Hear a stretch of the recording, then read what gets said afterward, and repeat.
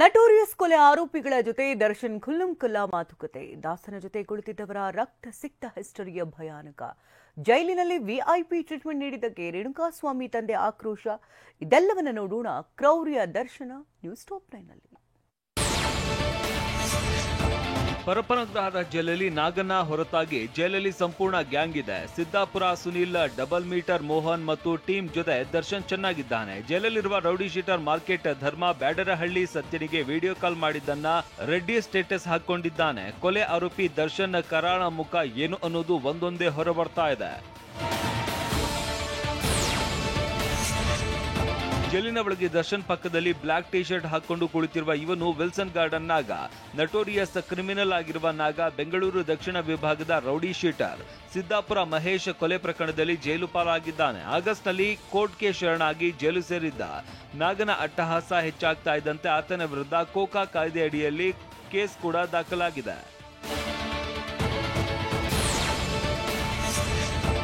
ಜೈಲುಗಳು ಇತ್ತೀಚೆಗೆ ಕ್ರಿಮಿನಲ್ಗಳ training school ಆಗಿದೆ ಅನ್ನೋ ಆರೋಪಗಳು ಕೇಳಿ ಬರ್ತಾನೆ ಇತ್ತು.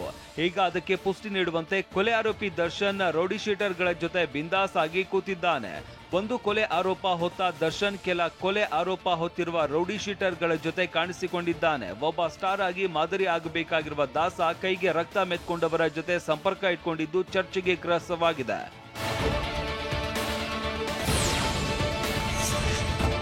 ದರ್ಶನ್ ಎದುರು ಕೊರಳಲ್ಲಿ ಟವಲ್ ಹಾಕೊಂಡು ಕೂತಿರುವ ಇವನು rowdy sheeter Kullaseena. Srinivas alias Kullaseena notorious. Konanakunte ಠಾಣಾ ವ್ಯಾಪ್ತಿ ರೌಡಿ ಶೀಟರ್ ಆಗಿದ್ದಾನೆ. ತಲಘಟ್ಟಪುರ ಠಾಣಾ ವ್ಯಾಪ್ತಿಯ ಕೊಲೆ ಕೇಸ್ನಲ್ಲಿ ಜೈಲು ಸೇರಿದ್ದಾನೆ. ಇವನು ಕೂಡ ದರ್ಶನ್ ಜೊತೆ ಚೇರ್ ಹಾಕೊಂಡು ಜೈಲಲ್ಲಿ ಕೂತಿದ್ದಾನೆ.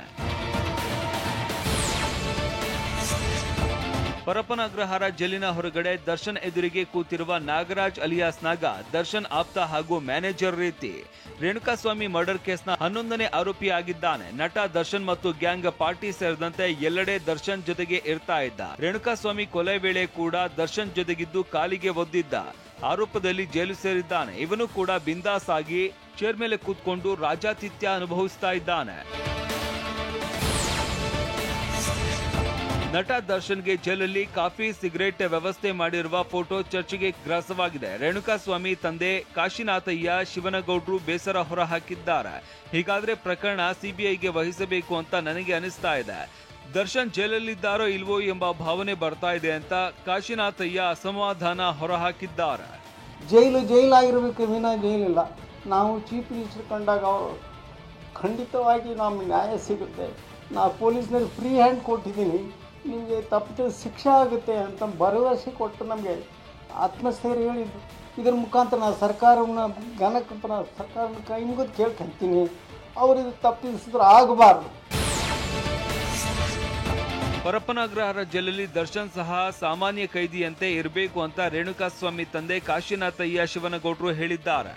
ದರ್ಶನ್ ರೆಸಾರ್ಟ್ನಲ್ಲಿ ಇರುವಂತೆ ಕಂಡು ಶಾಕ್ ಆಯಿತು. ಜೈಲಲ್ಲಿ ಆತನಿಗೆ ಸಿಗರೇಟ್ ನೀಡಿದವರಿಗೆ ಶಿಕ್ಷೆ ಆಗಬೇಕು. ಸಿಎಂ ಗೃಹ ಸಚಿವರು ಈ ಬಗ್ಗೆ ಗಮನ ಹರಿಸಬೇಕು ಅಂತ ಚಿತ್ರದುರ್ಗದಲ್ಲಿ ರೇಣುಕಾಸ್ವಾಮಿ ತಂದೆ ಕಾಶಿನಾಥಯ್ಯ ಆಗ್ರಹಿಸಿದ್ದಾರೆ.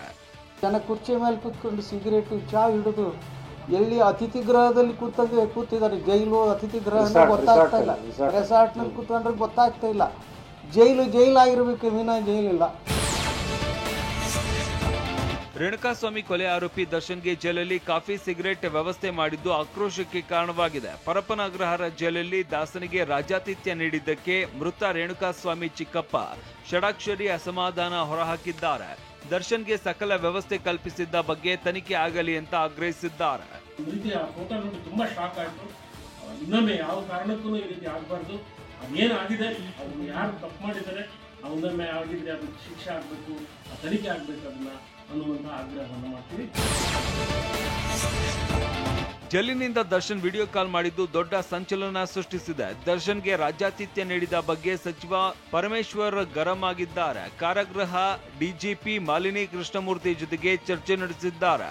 ಕರೆ ಮಾಡಿ ಮಾಹಿತಿ ಪಡೆದಿದ್ದು ಆಂತರಿಕ ತನಿಖೆ ನಡೆಸಿ ವರದಿ ನೀಡೋದಕ್ಕೆ ಸಚಿವರು ಸೂಚನೆ ನೀಡಿದ್ದಾರೆ.